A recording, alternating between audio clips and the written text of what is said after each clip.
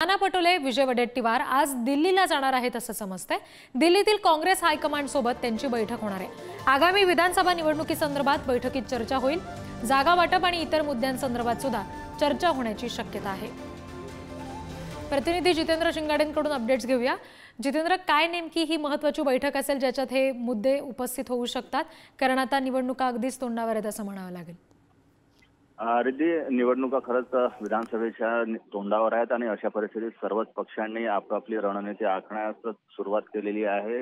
पक्षस्तरावर बैठका घेण्यास सुरू असताना आघाडी आणि युती म्हणूनही बैठकांचं सत्र सुरू आहे। कारण जागा वाटप हा महायुती असो किंवा महाविकास आघाडी असो, दोघांसाठीही मोठा प्रश्न आहे की ते कसं सॉल्व्ह करायचं।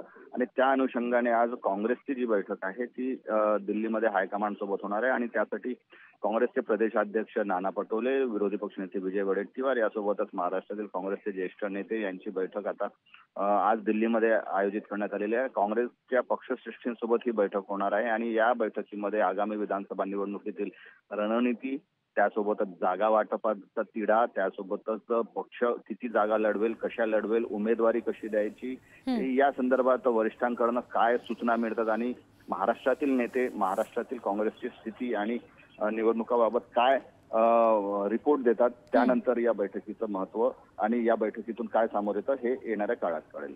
जी निश्चित। जितेंद्र, धन्यवाद दिलेल्या तपशिलांसाठी।